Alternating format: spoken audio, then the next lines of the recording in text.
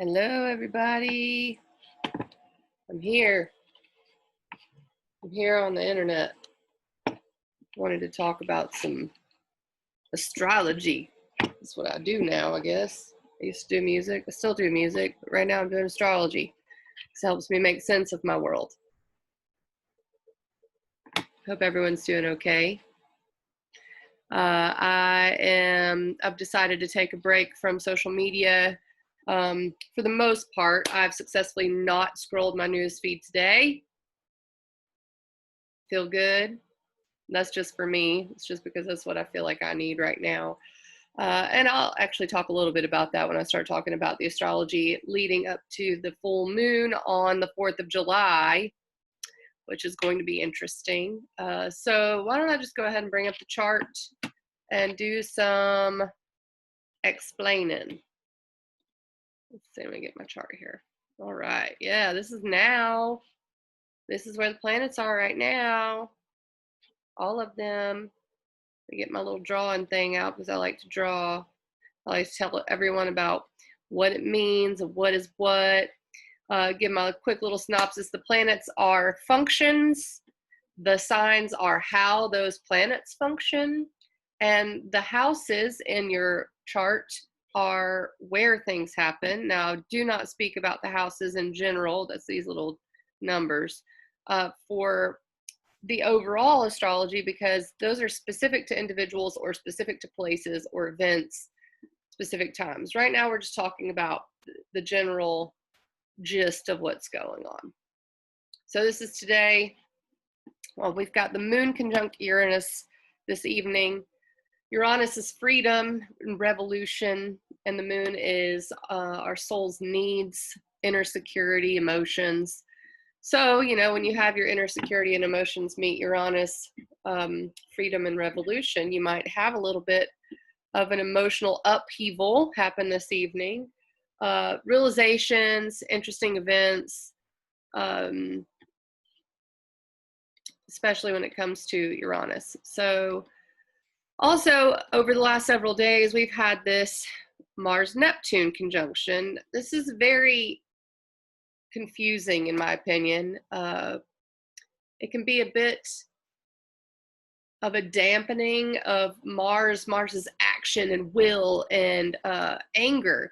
When it conjuncts Neptune, it's a little bit dampened down, but it also adds to illusion and confusion and maybe not knowing where to go from here, not knowing which way to go, which way to even look, like, oh, look over there, oh, look at over here. That's what's going on with that. And that's still active. And another thing that's active, I don't know if I hit on it the last video, it's separating, meaning it's moving away, but it's still very much square here to the sun, Mars is. So this is, to me, like a mosquito bite. That's sort of how I feel about it, like a spiritual mosquito bite, like, ow, something's really pulling on our mental energies. And it's frustrating. It's frustrating to be confused. It's frustrating to see everything happening in the world. And right now, it feels like a holding pattern. It's like, okay, so we had the virus. Okay, so we have all of this inequality and racism to deal with, systemic racism. So it's all sort of just like percolating out there. As what do we do? What do we do in our everyday lives? How do you deal with this? It's probably what this moon Uranus is happening tonight. It's going to bring up some emotions around all of that. So those are the biggest things that have been happening over the last few days. We also still have Venus retrograde. This is having us question what our values really are, and intellectually speaking, also question what we believe is real. Our personal belief systems are undergoing a lot of upheaval. That's a good way to put clearing, karmic clearing. But now I'm going to move forward because we're approaching a new moon solar eclipse. And I don't want to talk about the past because it's gone.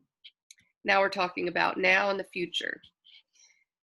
So the biggest thing I would say in the next day or two leading up to the solar eclipse is going to be the Mercury retrograde that it really starts tomorrow evening. And in fact, let's just go ahead and say it started today.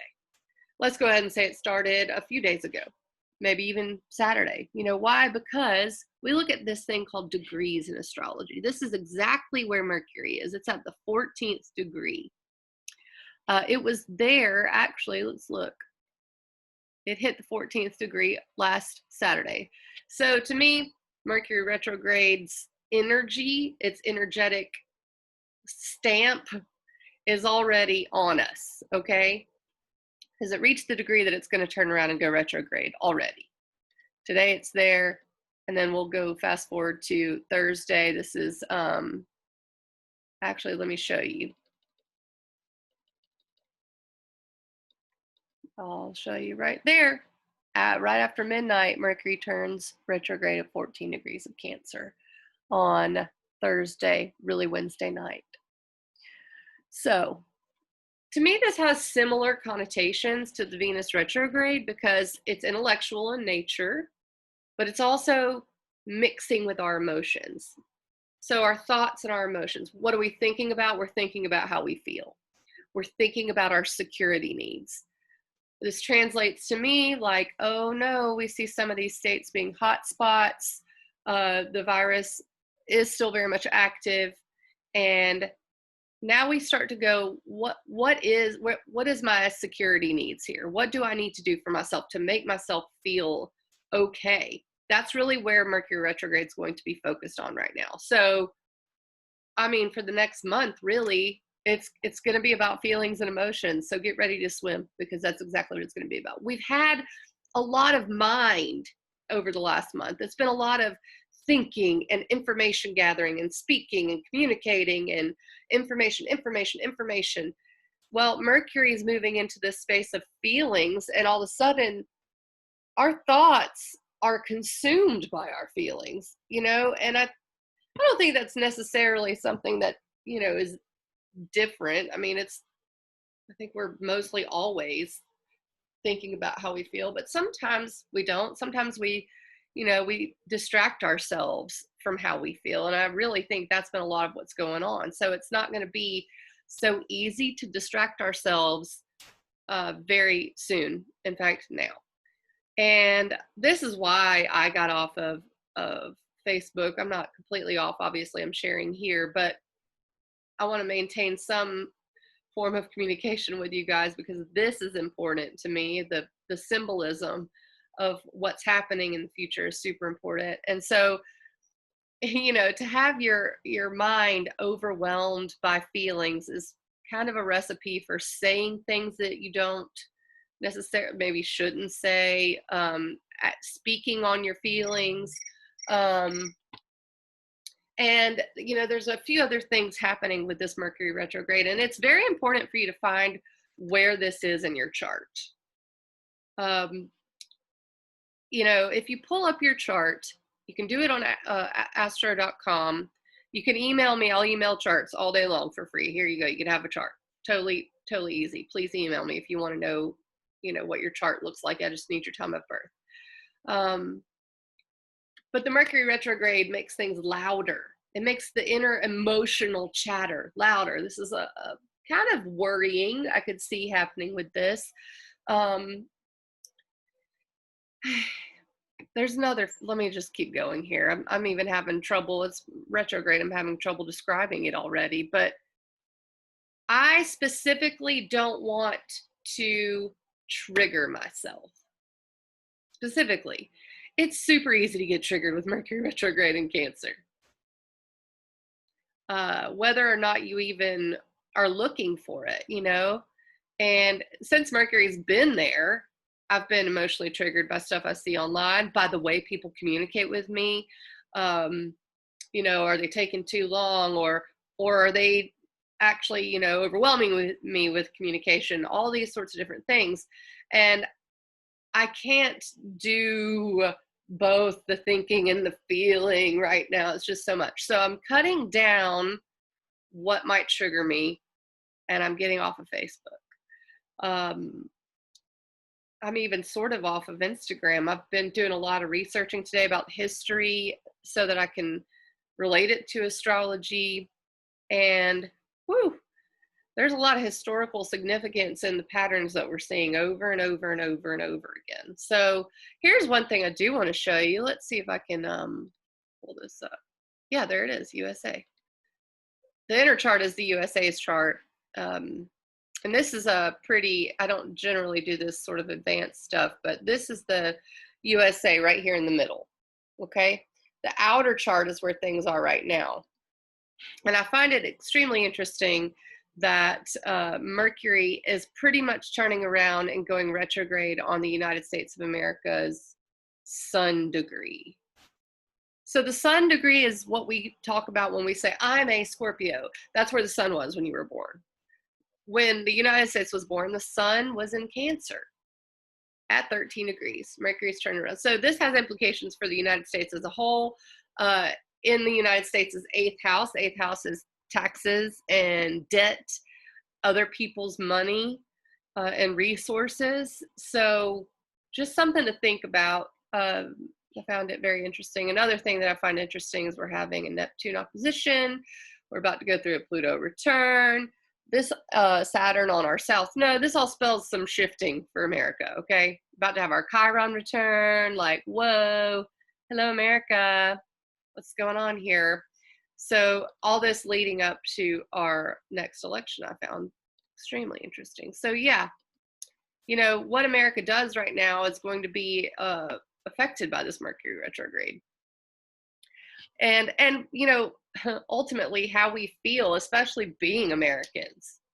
So think about that. Okay, so that's June 18th, really June 17th. That happens. By the way, if something breaks down during a Mercury retrograde, people go, oh my gosh, my computer, my phone, or my car, whatever. If anything breaks down, it's in order to let you know you should be thinking about your feelings. So, you know, think about why this breakdown is happening. Is it because you've been trying to be distracted? You know, you're on your phone and it breaks. Mine actually froze the other day. And then I was pushing buttons trying to get it to unfreeze, and it called 911. So the 911 operator thought I was kidnapped and would not believe me when I said it was an accident. I was like, I swear this is an accident. But I really did think about it. I was like, what am I actually being kidnapped by, metaphorically? You know, this is interesting that my phone dialed 911. What is my emergency? It's important to interpret symbolism in your life like that. It actually helps you move along, you know. So pay attention during the Mercury retrograde. What is, you know, what are you thinking about whenever you have a feeling? Are you trying to distract yourself, or are you figuring out where it's coming from? You know, why does being told to wear a mask trigger you? If it does, some people it does. Why does the person texting you 500 times a day trigger you? How does it make you feel? Where is it coming from? What happened in your childhood? That's another thing with Cancer that could be brought up. Cancer represents the mother, represents nurturing, inner security needs, emotions, family. So you could almost expect to have some interactions with family during this, maybe issues from your childhood coming up. So I'm going to keep talking about Cancer because we've got more Cancer coming up. That is actually where the solar eclipse is happening. So we're leaving the mental realm here. We got Venus. This is Friday, the moon, the sun, and the north node in Gemini. Thinking, communicating, information gathering. And actually, it's interesting that the moon's crossing over Venus this last time before it goes direct, I think, and before the new moon. It's like this last little, what do you really think about this? Are you getting enough information? Then on Saturday, I'm going hour by hour. Actually, I think I have it pulled up. No, I'll just go hour by hour because I want to show you the solar eclipse. Here we go. Boom. Okay, the solstice happens, it looks like at exactly. I don't know if you guys know what the solstice actually is, astrologically speaking. There we go. 4:56 p.m. Saturday, June 20th. The solstice is when the sun moves to 0 degrees Cancer. It is obviously the longest day of the year. What is the significance of the solstice, though? It is when days start getting shorter, though. You know, if you reach the longest day of the year, that automatically means days start getting shorter. So it's the pinnacle. It's like the summer heat, the summer whatever, you know, that's it. Then we start to go down from there. So the sun moves in to 0 degrees Cancer, and we get all, you know, I think it's also funny. It's Cancer, it's hot in the summer. We go to the ocean, we go to the pool. So getting in bodies of water, we got the Mercury retrograde in Cancer. Water is going to feature heavily. You might want to get around a river around this time. You might want to, you know, soak in an Epsom salt bath. Moving water specifically, because moving water helps move emotion. Okay, so let me go back to the moon here, because the moon comes in, hits the north node. Okay, this north node is actually what makes it an eclipse. This is where the plane of the ecliptic, basically where the moon can blot out the sun. So it hits that, and then we've got right there it is, the solar eclipse. Okay. So 0 degrees of Cancer. I don't know if we've had a new moon on the exact solstice in quite a while. I actually haven't researched that, but it seems super significant. What does the moon mean? The moon is our emotions, our inner security. The sun is the life force. The sun is how we shine. The sun is how we get our energy. The sun does not die. The moon goes dark every 28 days or so, right? So the moon reminds us that there is a darkness, that there is a quiet, that there is death. And the sun never dies. So when we have a new moon solar eclipse, our unconscious, our subconscious blots out that energy. It's almost reminding us that death is ever present, you know? And I think that during this time, our unconscious emotions are really going to come to the surface. This is why I say things from your childhood, things from relating to how you were nurtured, or how you nurture your own children, how you nurture yourself right now. So if you are not aware of an emotion or an unconscious pattern that you have during this solar eclipse, is when it's going to come up. Let me read a little bit from this book, Joseph Campbell, Pathways to Bliss. Everyone should read Joseph Campbell. He's an amazing, amazing person. He writes a lot about mythology and the symbolism of it. But in this book, he says, the moon is symbolic of the body's life, which carries its death within it. The sun is symbolic of the pure spirit that has no darkness, no death in it. It is this pure spirit that can watch with compassion as your body goes the way of all bodies. It can share in the amplitude of your spiritual experience of the life of all creatures. So if I look down at the people in a hallway, I don't see bulbs, I see heads. He's talking about light bulbs. What's in the head? Consciousness. Each head is a vehicle of consciousness. Now, with what do you identify yourself? Is it with the bulb? Or is it with the light? Is it with the body? Or is it with the consciousness? So I think that that's one of the main themes of this solar eclipse. You know, what do you identify yourself with? Is it your physical body?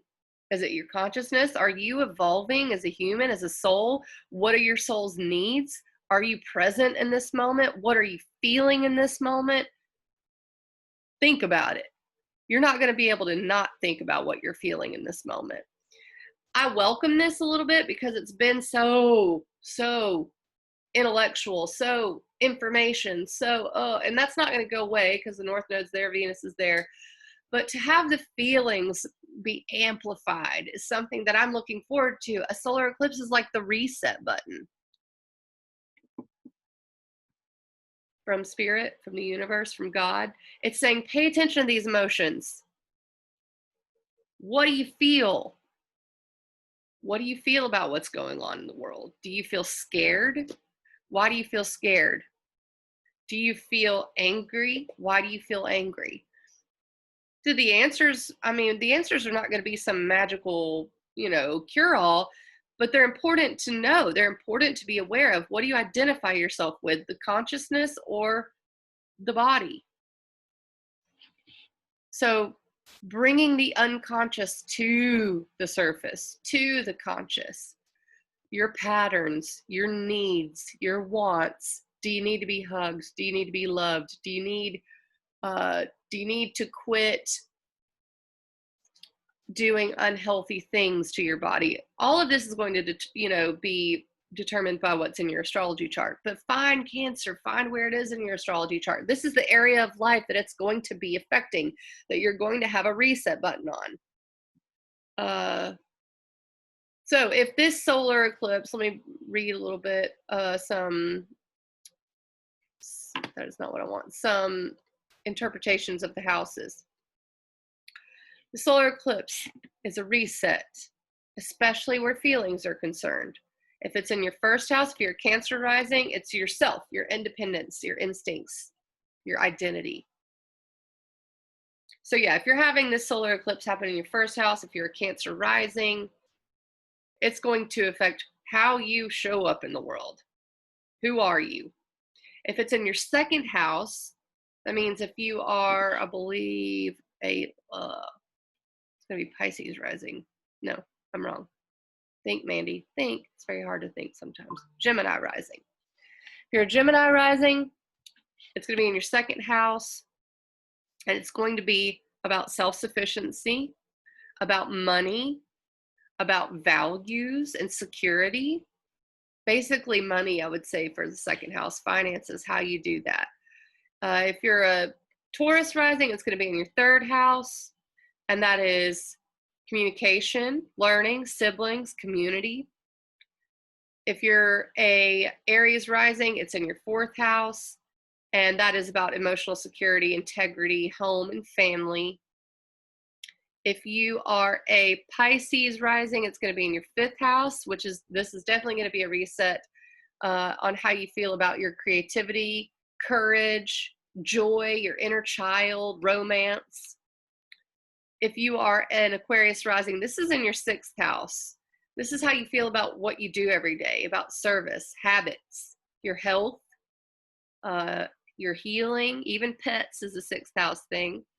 If you are a Capricorn rising, this is going to be in your seventh house, which is how you relate to others, relationships, your feelings about that. Are you getting what you need in relationships? Are you giving what others need in relationships?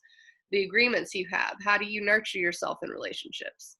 If you are a Sagittarius rising, this is going to be in your eighth house, which is how you feel about sharing your resources with others. This is the house of business partnerships, inheritance, sex, death. The eighth house is a pretty deep one. In fact, the United States chart has this in their eighth house. So how do we feel about other people's money? Are we gonna give it? Are we gonna take it? All right, so if you are a Scorpio rising, this is going to be in your ninth house, which is about higher learning. How do you feel about learning more? How do you feel about your personal truth? What is your personal truth? Even new adventures in the ninth house. If you are a Libra rising, this is going to be in your 10th house, which is ambition, career. How do you feel about your career? Is your career nurturing to you? Are you nurturing your career? Your public image. If you're a Virgo rising, it's going to be in your 11th house of friends, networks, long-term goals. And if you're a Leo rising, this is going to be in your 12th house. And this is going to be basically the 12th house is very subconscious place, self-reflection, transcendence. So spirituality.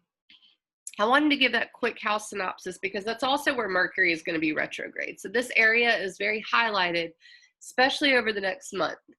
So find your chart, go back, and I'm going to put this up. It's going to stay up live. I'll even put it in the comments somewhere about the houses and what they mean.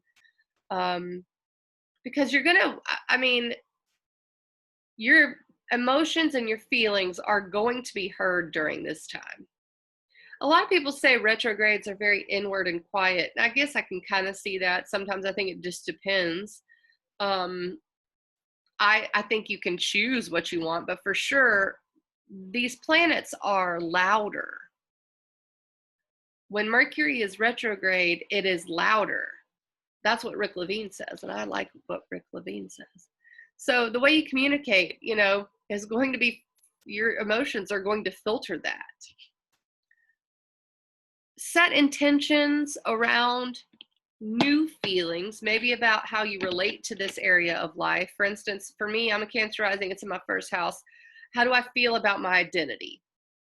How do I feel about the way people see me? And do I want to plant new seeds there? And the same goes for all of these other houses. Do you want to plant new seeds? If you're Gemini rising and it's in your second house, do you want to plant new seeds about how you deal with your finances? Your Taurus rising, is it how you communicate that you want to plant new seeds? You want to feel different about how you communicate. If you're an Aries rising, it's in your fourth house. Do you want to feel different about how you feel about your family? Do you want to focus on that in a different way? What seeds do you want to plant there? Pisces rising, what seeds are you planting about how to feel about your creativity? Do you want to feel different there? Aquarius rising, sixth house, planting new seeds about how you feel about work and service, habits, health. By the way, look up your loved ones. Find out where they're going through this. It's interesting. If you are a Capricorn rising, is your relationships, are they serving you? How do you feel about them? What new seeds can you plant there? What is this reset? If you are a Sag rising and it's your eighth house, do you want to plant new seeds in your partnerships, in how you share your money with others, in the area of sexuality? How do you feel about all that? If you are a Scorpio rising, again, it's your ninth house. How do you want to feel about your personal truth? How is your personal truth shifting? What seeds do you want to plant there? If you are a Libra rising, 10th house stuff, man. Ambition, authority, public image, career, planting new seeds there. Do you want to feel good about it?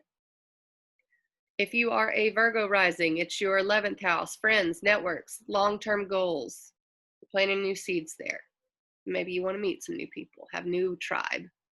And if you are a Leo rising, new seeds, new cycle about how you feel about your spirituality.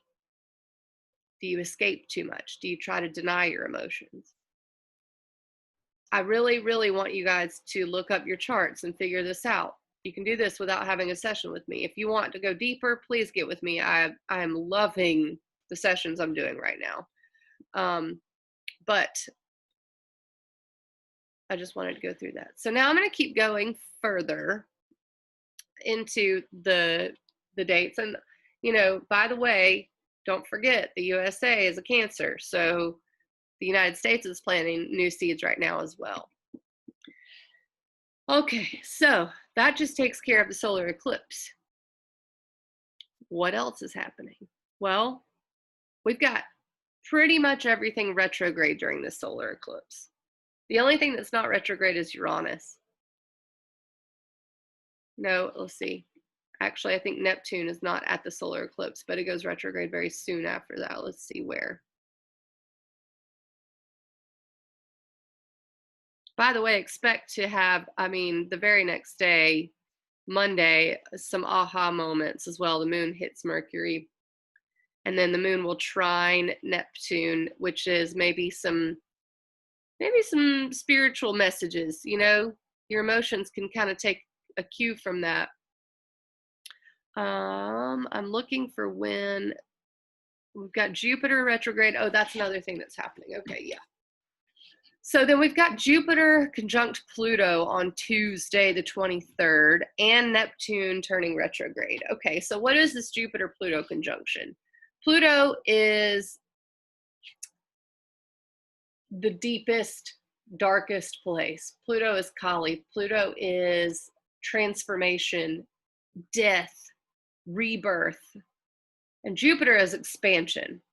So, and Jupiter's personal truth. So this, especially with the South Node in Sagittarius, is like the death of something, some belief that we used to have or that we currently have. And, you know, it could be because we're having new realizations. We've just gone through a huge Venus retrograde in Gemini, learning new things, even about ourselves, about our feelings about things. You know, you might have found yourself shifting from one belief to another, maybe even back and forth. Gemini does ping pong, right? So by the time Jupiter reaches Pluto and Neptune goes retrograde, it's going to be like, you know what? I just can't believe that anymore.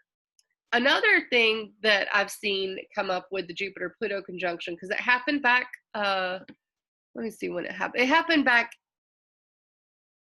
maybe back in February or March. I need to look it up.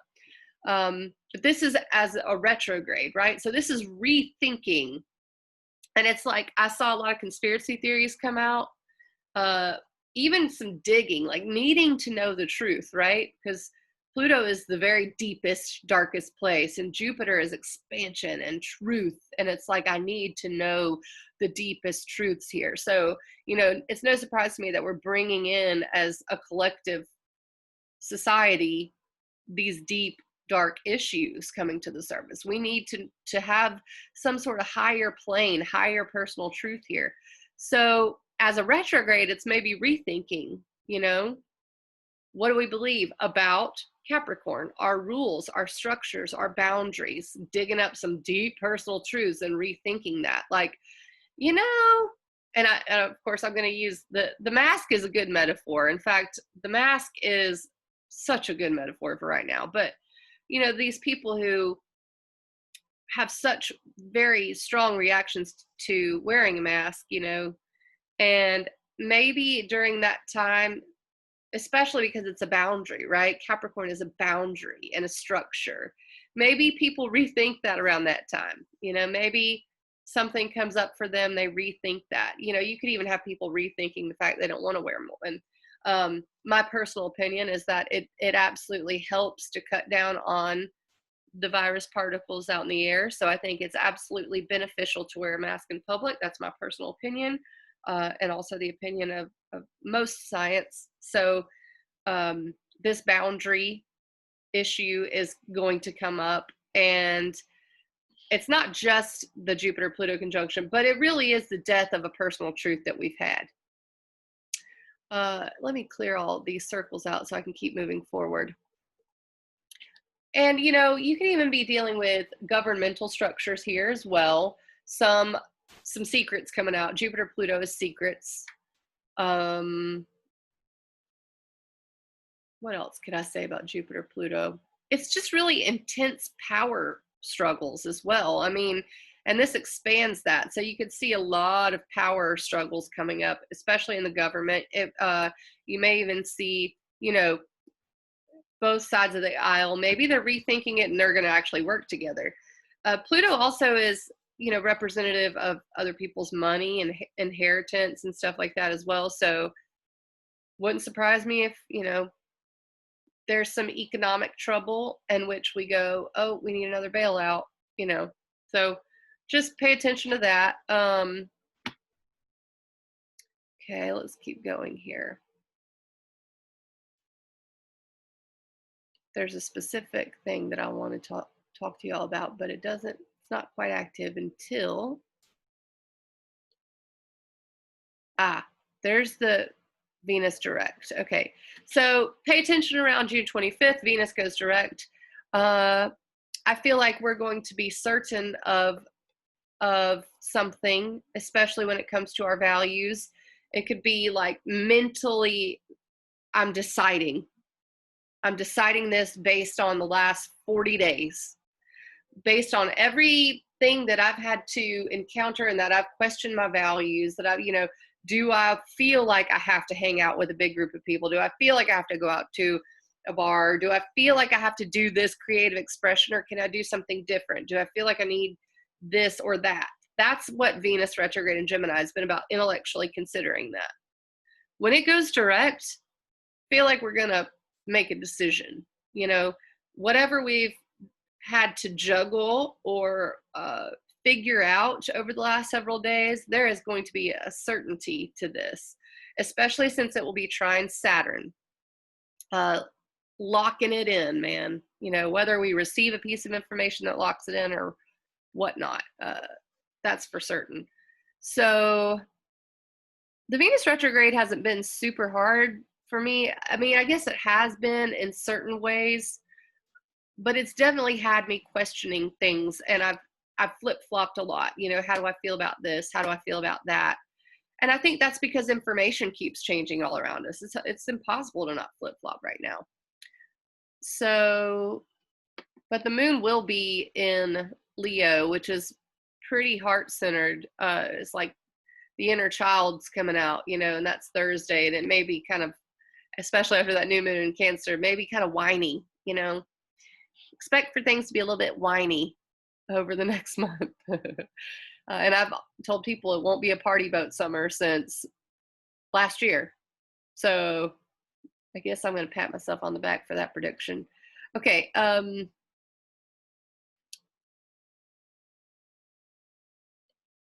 Here we go. Right here, June 27th. June 27th.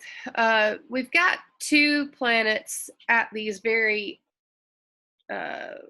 teeter-tottering degrees. Let me put it that way. Mars is at the last degree of Pisces on the 27th. This is pretty much the last chance to kind of be in denial, to kind of have those rose-colored glasses on and think everything's okay. This is the last chance for it, because once Mars moves into Aries, which is what I'm about to talk about, this is going to be the biggest thing, man. This is like, whoa, okay? So I would say enjoy to a degree the last bit of Mars in Pisces, because even though it contributes to the disillusionment, even though it contributes to the confusion with Mars and Pisces, it also dampens that anger. It dampens that rage that I feel like might be coming up soon. So whereas you need to stay vigilant about information, especially because it will be squaring the nodes on the 27th, which the nodes are in this area of communication and personal truth. Mars and Pisces is adding a little bit of confusion to that mix, right? Of escapism. And I just want to get away. And so to me, this is a perfect example of people going out and maybe not practicing social distancing like they should, maybe not considering all of the new information we have about this virus, that it absolutely is a real thing and that it's out there. But Mars and Pisces is like, don't look at that. Don't look at that. Just let go for a little bit. So, I mean, you could say that that's been nice. It's nice to let go. But it's also dangerous to let go all the way, So that's the last degree. And then Saturn's at the last degree, I should say the first degree, 0 degrees of Aquarius, and it's going to retrograde back into Capricorn. Aquarius is very forward thinking, and Saturn brings some ability to work toward a better future when it's in Aquarius, but it's about to be back in Capricorn, where it's more like the patriarchy, authority, the restructuring of our government. So I would say, even though we have this Cancer solar eclipse, which is going to have our emotions rocking, it's still probably a little more enjoyable than the rest of this month will be. Okay, that's Saturday the 27th. June 28th, Sunday, is when Mars moves into Aries. This is one of the most major transits of the year for so many reasons. And I'm trying to find a way. Let me take a sip of water. Mars and Aries has got a lot of heat to it. Okay. Mars is the god of war. Mars is a fire planet. Mars is at home in Aries. It rules Aries. It rules, in its kinder interpretation, Mars in Aries is a warrior that can get things done. It's an athlete. It is motivated. In its scarier interpretation, it is rage and head injuries and war. That's Mars and Aries. So the other thing about this transit, and no, there's not just the other thing, there's like 8 things about this transit, is that it will go retrograde in September. So all of this territory from, I believe it goes 5 degrees back to 5 degrees. So from about July 9th and 8th through the new year, it's going to hit this twice. Once direct, actually 3 times. Once direct, once retrograde, once again, and second time direct. That is a major, major focus on whatever area Aries is in your chart. Aries is about independence. Mars and Aries, let's just say Mars and Aries is about independence. It's about motivation. It's about your ego desires. So the other thing about Mars and Aries is that it naturally squares Cancer and Capricorn, and it's opposite Libra. Let me just draw this. This is called a T-square. I have Juno there, so that's a good, here we go, T-square. Okay, so Aries is a cardinal fire sign. Cancer is a cardinal water sign. Libra is a cardinal air sign. Capricorn is a cardinal earth sign. What is cardinal? Cardinal is striking out. They call it the cardinal directions. It is the points that lead. Aries is the equinox. So is Libra.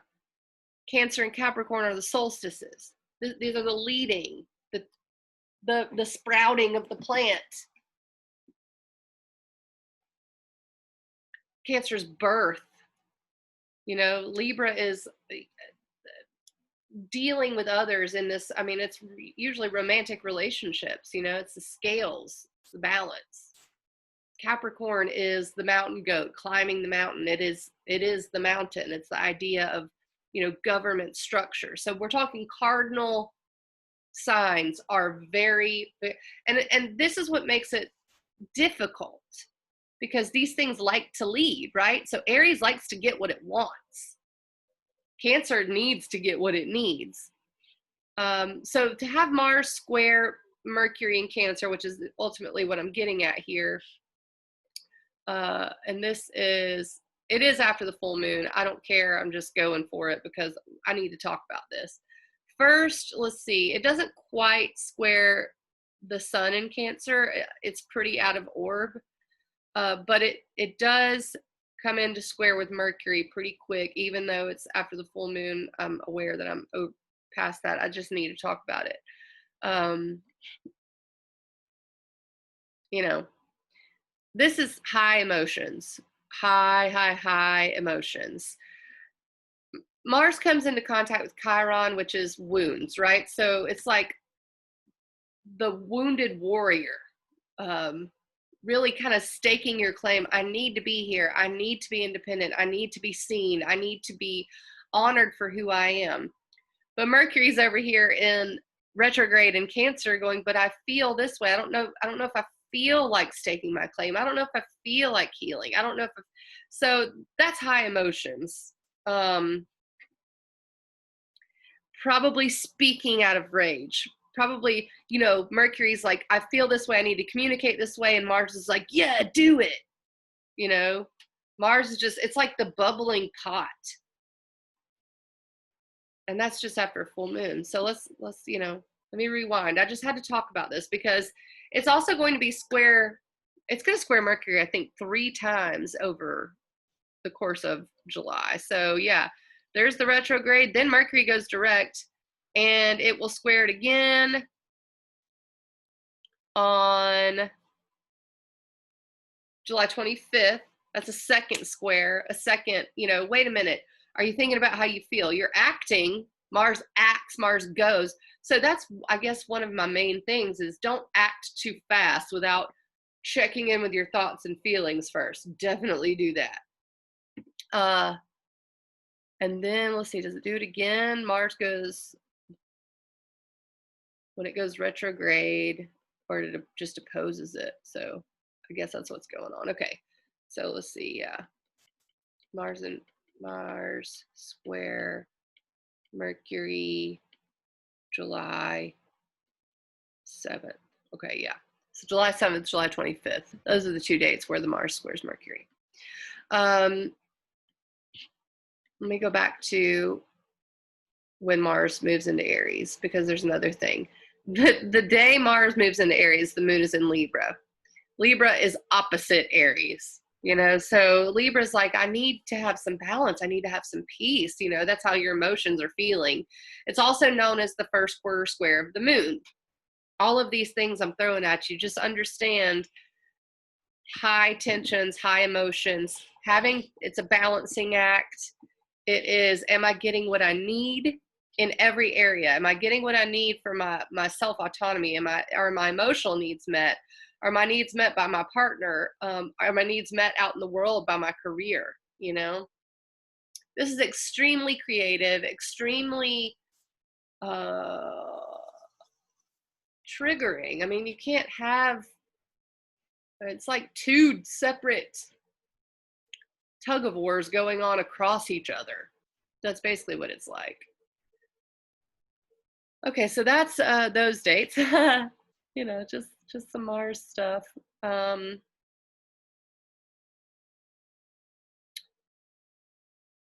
Mercury sextiles, okay, on July 1st.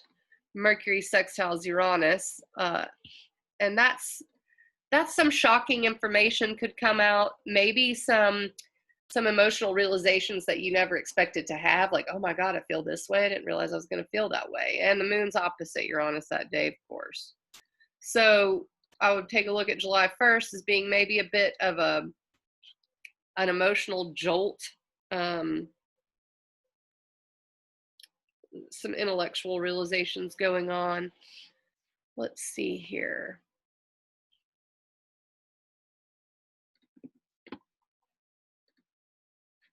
July 2nd, Saturn moves into Capricorn. This is significant because, first of all, the pandemic started with all of this stuff in Capricorn. In fact, let me just pull up, let's see.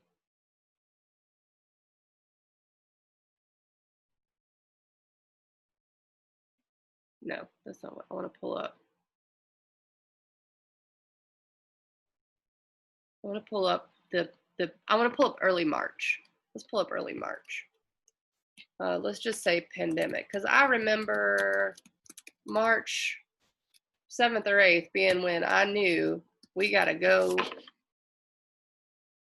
inside.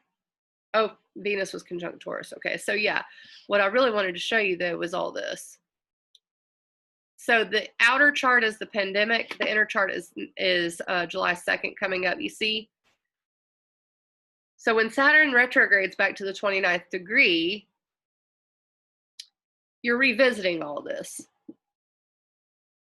You're possibly revisiting it because the pandemic is, resurging. That's something to be considered. Saturn meeting Pluto and Jupiter again, and Pallas Athena, which is she was basically the smart warrior goddess. She saw patterns and things. Revisiting the rules that we have, revisiting the restructuring. A lot of just shifting again, like having to reshift. Venus retrograded in Gemini. We tried out some things. We figured out what we thought. Now Venus is direct in Gemini. It's like, no, this is the real information, okay?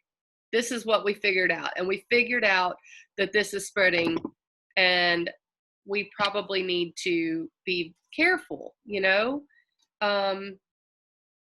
and, Mercury retrograde in Cancer. Cancer's opposite of Capricorn. You can see all these opposites happening. It's very, very tense. Let's see here.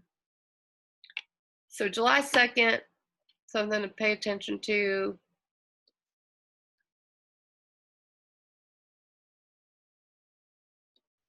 There's July 4th. This is the full moon. Right there. Full moon. Now here's the thing about the full moon. Mars and Chiron are pretty much squared this full moon. Do not go out and do crazy stuff July 4th. Just don't. Not a good idea. So I was looking up, when I was doing research on Mars and Aries, and specifically Mars retrograde in Aries, because I feel like that's going to be a huge deal for not only America, but just us in our individual lives. And I was looking at the different times that Mars is retrograded in Aries. I was looking at, what was going on, and I found out some really interesting things. What's his name? The swimmer that hit his head in the Olympics in '88. Lee Gerganis. Oh, I can't remember what his name was. Someone type it if you know who I'm talking about. Mars was retrograde in Aries, and he hit his head. Mars rules head injuries. So protect your head during this time. Another thing was Mike Tyson was acting all kinds of crazy during this time. Mike Tyson is a Cancer, I'm pretty sure. Let me see. I had it pulled up somewhere. Mike Tyson chart. Mars was retrograde in Aries when he was having his breakdowns. Yeah, here we go. I'll just share it just because, why not? Because I want to show you exactly what I'm talking about. I want to show you why this Mars square Cancer is such a big deal. New share. Here we go. Okay, there's Mike Tyson's chart. So where's my arrow? Oh, my arrow. Here we go. Mars retrograde in Aries, square his sun, trine his moon. What this did is make him angry. He got in a car crash. And this was all during Mars retrograde in '88, right? So that swimmer hit his head. Mike Tyson acting crazy, real crazy. I even read that Donald Trump loaned him money. Donald Trump was involved with Mike Tyson. Read up on that. Super interesting. And then let me go back to the chart. What's his name? Carl Lewis, the runner. during the Mars retrograde in Aries. He's a Leo rising, and he set the records that during the Mars retrograde in Aries. So it really adds a fire, it adds action, it adds speed, it adds motivation, it adds anger, it adds rage, and all of this fire that you can think of is the Mars retrograde in Aries. And it's starting when it moves into Aries very soon, right? There was, what else was there that I read about? Mars retrograde in 1941, we had right before Pearl Harbor, they attempted it first. So basically, the seeds were planted during a Mars retrograde in Aries. They sent soldiers to Pearl Harbor during that time. In 73, Mars retrograde in Aries, Watergate tapes came out. So I was researching it just to see what was going on, and I really feel like we can expect to see some similar big events, happening during this time. And this full moon in Capricorn is going to be square the Mars retrograde. Chiron will be square the full moon, which means they're pulling on each other. Boom. Boom. Another thing is Eris, the goddess of chaos, who rules protests, will be square to Jupiter and Pluto, and Saturn will be in Capricorn. So this, I can't believe I'm already talking about the full moon, but because we haven't even gotten to the new moon yet. But I keep looking at it and I keep going, this looks crazy. It looks really crazy. So yeah, let me come back to now. I don't know this. I feel very erratic. I feel like none of this has made sense. I hope it has. But I'm going to come back to the now and maybe sort of center myself and see if there's anything else I'm missing, because I really want to hit on all this. So the moon, let's follow the moon around. Today is hitting Uranus, emotional realizations, maybe, realizing where your values have shifted emotionally. And then we lead up to it.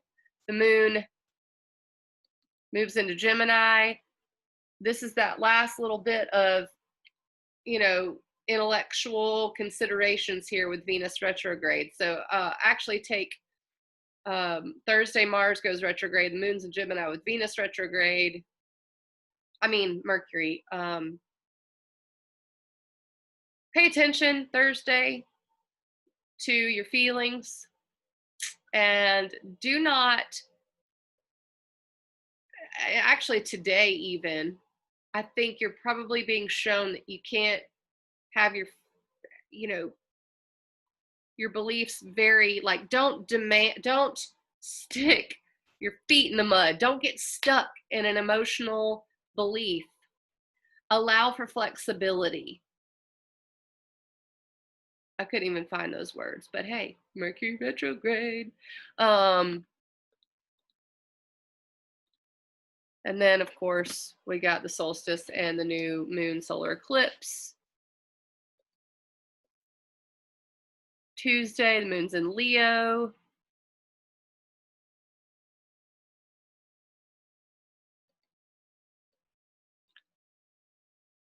Probably worth noting next Thursday, the moon in Virgo, because that trines Uranus, and then it will also trine Pluto and Jupiter, which, remember, don't forget, that's the death of a belief. You're revisiting that. Maybe you're revisiting it and said, I thought that belief was dead, but actually I still believe that. So that's Thursday, Friday of next week, not this week. Then we have the first quarter square with Mars moving into Aries. I think my biggest date, yes, the solar eclipse is going to be huge. New feelings, new emotions, the subconscious coming to the surface. That's this Friday, Saturday. If I were you, I'd take this weekend to maybe go inward, maybe be quiet. I know it's summer. I know people want to party. I think that's what Venus retrograde in Gemini has really brought out in people that want to party, they want to get out. They're, freedom, Saturn and Aquarius. But Mars moving into Aries, solar eclipse in Cancer, and then the moon moving into Libra. This is all very reactive, emotionally reactive, ego reactive. It's just all very, inner security needs are going to really come up. So I would say expect to be challenged on our deepest levels. It's uncomfortable. So stay home with your family. Think about nurturing yourselves. Maybe it's time to take a break from all the fighting, whether it be fighting the virus, fighting people on the internet, fighting, because Mars and Aries is going to be enough of that, man. Stay home, nurture yourselves, move the emotion, figure out how you feel and how you think about how you feel. You know, if some uncomfortable emotions are coming up, you need to really consider those things. And with the moon in Libra opposite Mars going into Aries, it's like also trying to find balance, you know? I also think the sun will sextile Uranus on Tuesday the 30th. That's pretty shocking events. Watch the stock market during that time. Oh, Mercury will be there as well. Uranus and Taurus is finances. And the moon will be opposite that. Ooh, that's another day. So you see what I'm saying? This next month is full. Like, I don't even think I'm describing it very well. I just think that we've had our playtime. We've had our escape time. We've had our time to let go and be confused. And now the reality sets in. The reality that we have to really protect ourselves, the reality that we have to protect our families, the reality that we have to, that we're in this relationship and we're not going to be out of each other's faces for a while, you know? Like, the people who we're in a house with right now are the people who we are stuck with for a minute. And if you're trying to get unstuck, that's exactly what this is going to do. I mean, during this time, it's like, it's hard for relationships to last through this if they're not going to work, you know? If they're not right, they're not gonna. So be paying attention. But yeah, it's just really uncomfortable shifting. Actually, let me read something again for this day, June 30th. I found this. This was on the very next page. But yeah, okay. More Joseph Campbell. Pathways to Bliss. That's something you can do that's very healthy right now, is read. Okay, this is Joseph Campbell. He says, we keep hearing about the revolution around us all the time. The revolution, the revolution, the revolution. Revolution doesn't have to do with smashing something. It has to do with bringing something forth. If you spend all your time thinking about that which you are attacking, then you are negatively bound to it. You have to find the zeal in yourself and bring that out. That is what's given to you, one life to live. Marx teaches us to blame the societies for our frailties. Freud teaches us to blame our parents for our frailties. Many things teach us to blame many things. The only place to look for blame is within. You didn't have the guts to bring up your full moon and live the life that was your potential. It's pretty heavy, right? But it's the truth. This is you. This is about you. The cardinal signs, they're about you, your needs, your security, self-preservation, Mars and Aries. But I do love this, man. We keep hearing about the revolution, but it doesn't have to do with smashing something. It has to do with bringing something forth. If you spend all your time thinking about that which you are attacking, then you're negatively bound to it. You know, the higher vibes of Cancer is growth and nurturing and,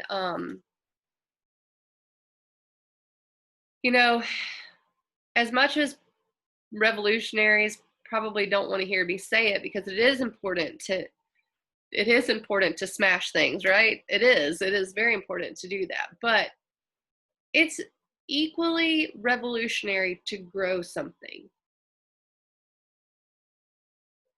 So perhaps for the solar eclipse in Cancer, planting seeds, nurturing something that will grow to be so big that the evil can't stand. That will grow to be so big. This is an idea, a feeling. You know, I think about how hot the sun is, and you can't fight that. You can't smash the sun, but you can grow a tree to shade yourself from it. And that's really the nature of the solar eclipse. What emotion do you need to be nurturing to grow yourself? What children do you have in your life that you could be leading? Are you distracting yourself with Facebook fighting instead of leading and nurturing your children, or even your cousins? It doesn't have to be your children.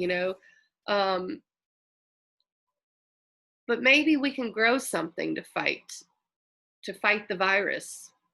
Maybe we can grow a plant that fights it. Maybe we can grow something that fights systemic racism, and maybe that's our hearts. Compassion's really important, and so is anger, but we're going to have enough of the anger. Where are the healers? Where are the mamas? That's the new moon in Cancer. It's a solar eclipse in Cancer. You're not going to be able to avoid the emotions for this next year. This next year is going to be difficult. It already is, right? It's already difficult. So let go of your old patterns. Let go of your old belief systems. Let go of old ways of doing things. That's the nature of the South Node in Sag and the North Node in Gemini. We can expand our personal truth bigger. Uranus and Taurus is, we can think of something that's never existed before. And I love that the Mercury Cazimi, which is what it's called when Mercury conjuncts the sun, is sextile Uranus on June 30th and July 1st. Super interesting. This is new innovative thoughts and expression. This is radical nurturing, radical self-care, radical care of others, Let's see, what else here? Mars square. Yep, and then that full moon. I think that's all I need to say. Get your book, Pathways to Bliss. I'm gonna read this again.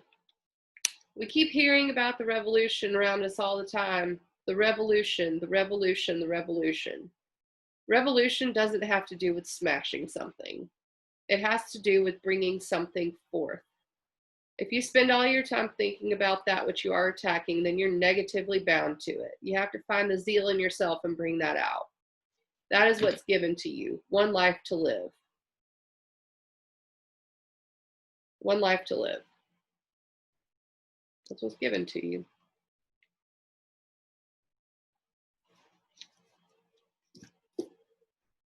Maybe don't spend all your time fighting on Facebook. That's a good Mercury retrograde idea. I'm not going to consume. I'm not going to consume the Russian bots on Facebook. Okay, I'm not consuming that bullshit right now. It's a good idea to take a break. See how you feel without it.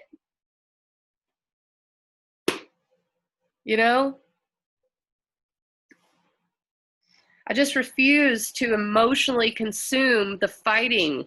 I refuse to emotionally consume the false information. See how it works out. You could try it on for size, What information matters? Is it the information that you intuit? Read a book that wasn't around during now. Read something that someone's not saying right now. And see how you feel about it. See what you think. Develop your own thoughts and feelings. Intuit. Intuition. Feel it. Think it. Feel it. There's going to be plenty of time for fighting this year. Plenty of time for smashing the patriarchy. Plenty of time for that. Plenty of time for fighting a virus. Right now, think and feel. Think about how you feel. Feel about what you think. Detach from the hustle and the bustle of the social media. Hell, even detach from the news cycle. I am not saying don't be informed. Be informed. Figure out how to do that without consuming it constantly. Set aside a time of day. Check your things. Know what's going on around you. Absolutely not saying you shouldn't do that. I mean, even if you set a goal to just share on social media instead of consuming, consuming, consuming, consuming. I think the time for consuming is done for a minute. You know, share how you feel. Share about your experiences during the day. That's fine. If you absolutely have to. They'll be there. They'll be there for people to read. There will be people to read it. I guarantee you not everyone's going to disconnect. What would happen though? What would happen if everyone disconnected from the social media? Would it be chaos? I don't know. You know, that might be something we see during this Mercury retrograde because it will sextile Uranus and Taurus, and Uranus does rule innovation and I would say Uranus is the ruler of social media. So, you know, let me also tell you about the Mars retrograde and Mars in Aries and where that's going to be in your chart. Don't forget, I told you to pull up your chart. Go to astro.com or email me and I will send you your chart. But if you're an Aries rising, Mars retrograde is in your first house. It's going to be some building rage and building desires around your instincts, around your independence, your identity. If you are a Pisces rising, it's going to be in your second house, which is finances. So you can expect maybe a little trouble. Mars is a troublemaker. Mars can also add motivation. Don't forget the runner, Carl Lewis. I think that's the right name. I am so bad with names that I'm not even going to. Mercury retrograde in my first house, whatever. But it helped him, you know, it gave him motivation. So it's not necessarily always a troublemaker. It can be motivation as well. But your second house, if you're a Pisces rising, is where that's happening. If you're an Aquarius rising, it's going to happen in your third house, which is your mental processes, communication. So you can either expect some rage in that area or some building desires in how you communicate, or maybe some motivation, you know. If you're a Capricorn rising, it's going to be in your fourth house, which is your emotional security. So, you know, emotional boiling point, I would say. So pay attention to this area about your family, your mother, nurturing. That's the Mars retrograde. This is a separate thing from the Cancer. And you can actually compare these two areas because they're going to be both highlighted, okay? So think about it. For instance, I'm a Cancer rising. The solar eclipse is happening in my first house, self-identity. Then Mars retrograde is happening in my career area. So I can say, maybe my identity will be challenged by my career. Or maybe my career will be challenged by my identity or by something I say, you know, that kind of thing, okay? So if you're Capricorn rising, your fourth house is the Mars retrograde. And that's going to be your emotional security. The solar eclipse is in your seventh house, Cancer. All right. If you are a Sag rising, yeah, 1, 2, 3, 4, 5, fifth house. That's right. That's going to be creativity. That's the Mars retrograde. Your inner child. So this might even be having your inner child triggered in some way. Also children. And then your eighth house, I believe, is the solar eclipse. If you are a Scorpio rising, it's going to be your sixth house, health. This is where you could see some health issues during the Mars retrograde, or the motivation to start a new health routine. Also things you do every day, okay? And that's going to also challenge your ninth house, I believe, which is where the solar eclipse is happening. If you're Libra rising, this Mars retrograde is going to be in your 7th house of relationships. That's where you're going to experience maybe the trouble, the rage, or the motivation and desire. And the Cancer solar eclipse will be in your 10th house of career. So those two things may affect each other, okay? If you are a Virgo rising, this will be in your 8th house, I believe. This Mars retrograde, which is taxes, other people's money, death, sex. That's where that rage, that intensity, that motivation, that independence, the need for independence will be. And then the solar eclipse will be in your 11th house of friends, networking, groups, you know. So if you're a Leo rising, it's going to be in your 9th house. The Mars retrograde will be. And then, I mean, the 9th house is personal beliefs. So you could maybe feel like, you know what, I want to find out more about something. I need a new adventure in my life.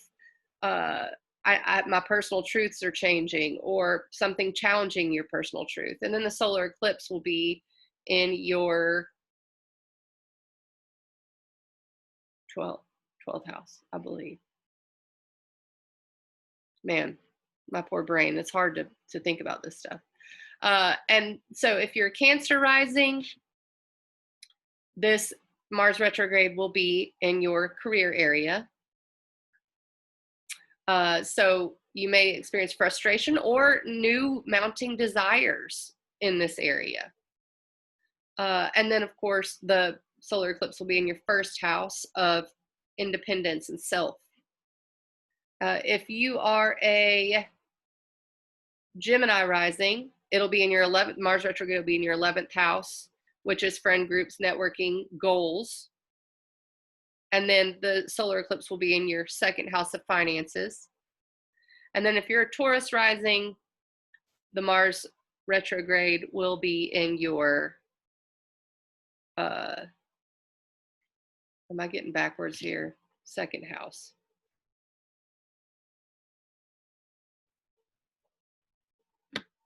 Sorry. Taurus rising, 12th house. Lordy have mercy. Mars retrograde will be in your 12th house of self-reflection, subconscious. This is escapism. Taurus risings maybe watch for drug addiction during this time, or the need to escape. Yeah. And then that solar eclipse will be in your, let's see, Taurus rising 1, 2, 3rd house of mental processes, which you see how these things work together. Okay, now I've gone over both of those things. So don't forget, Mercury is retrograde in Cancer, and that starts Thursday morning, Wednesday night, Thursday morning. Solar eclipse is Saturday evening, Sunday morning in Cancer. And then Mars enters Aries on June 28th. That's Sunday, next Sunday. Yeah. Yep, next Sunday. So when that happens, that's when you'll start to see that area that I just went over kind of highlighted. It will not go retrograde until September 12th, I believe, or 11th. But it will start the point that it will go retrograde. It will get to that point where it's called the stationing degree on July 7th. So you can expect to start at least dealing with these issues or areas, or the desires to start building in this area, or the motivation to start building in this area by that time. Okay. I think I'm done. I hope this made any sense. Like I said, I'm not going to make any apologies for tripping over my words. I am going to be sharing more on astrology if I can. I really want to. Because I sort of have intuitive messages that come to me every day through this stuff. I would look at it and I think of something and I have an idea. And so where I may not be able to explain it a month out. Some astrologers are very good at that. I guess I don't think I'm bad at it, but there's something to be said about intuiting the energy going on around it, so I'm going to just try to share these things as they come to me on my Instagram, Twitter, Facebook, astrology accounts. If you want to get a session with me, go to ecstaticastrology.com, ECSTATIC astrology.com. Oh, look, I can type it. Hold on. Let me just use this ecstatic astrology.com. And you can book directly from my site. All of my availability should be on there. Another thing is Saturday, we're doing a solstice celebration, me and Sunny Graydon of Pura Vida Healing Arts at Unity of Birmingham.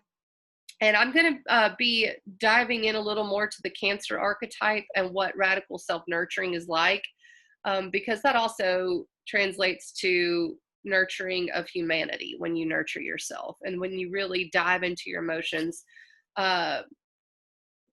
Really, I think spiritual bypassing is a big deal. And I think that is a denial of how you feel. It's as if people expect spiritual people to not be angry or sad or whatever. Or, even if you're not someone who calls themselves a spiritual person or who is very interested in that, but no matter what, emotions are something to be aware of, to feel. Just being in the process of feeling is something that a lot of people are uncomfortable with. They distract themselves, they do something to soothe themselves, instead of just feeling it, feeling sad, doing the crying, doing the laughing, doing the raging, but really sitting with it. So I'm going to dive more into the Cancer archetype during my talk, and also invite others to share some experiences. So please come. I can't wait to see you guys Saturday. And I absolutely think we can do this safely as well. Not going to be in each other's faces. I think that's number one. But that being said, I think part of this Cancer stuff, this Mercury retrograde, all of it, whoever is close to you, make sure you're getting lots of hugs and lots of physical touching, because that's important. So, I think if you can, pick the one person, make sure y'all are being safe and not, spreading a virus to each other, but at least have one person who will hug you, if that's your mama, if that's your child, whoever it is. And if you don't have anyone to hug you, find you a stuffed animal and hug yourself. That's super important right now, to feel nurtured. So, and to feel loved. And that includes self-love,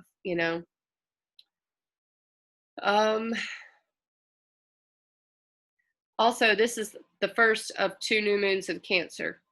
The second one is July 20th, I believe. So this idea of emotions, of moving the emotion, of feeling, intuition, empathy, nurturing, the mother.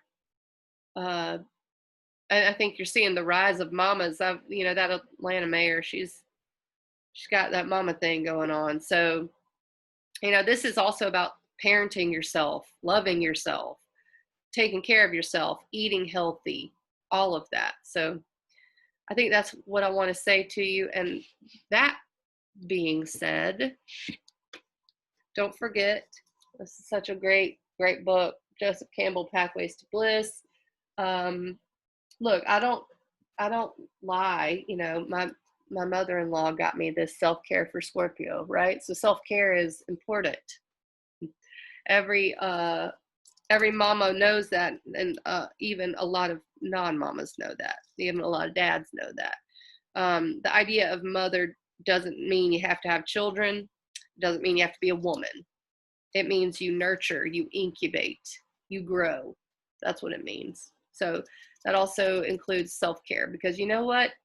The whole idea of birthing, of growing a human inside yourself, for those that are mothers or can be mothers, is that you have to take care of your own body, or you cannot grow that human to be, you know, to be a healthy human.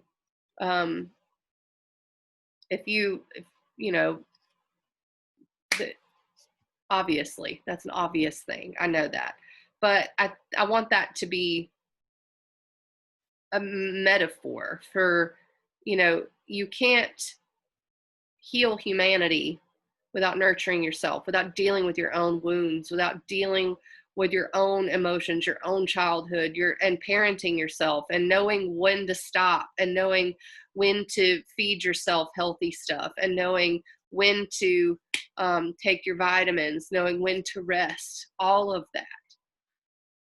Because this is a high stress time. So you got to know when to do that. All right, I'll quit preaching to y'all. Is there anything else I want to say? I don't think so. I think I'm done. Love you all. I will definitely try to look at comments, and I'll comment the house explanations so that you can, you know, interpret what house is for yourself. It's determined by your rising sign. You got to know what time you were born. And just let me know if you need me. All right, y'all. See you later.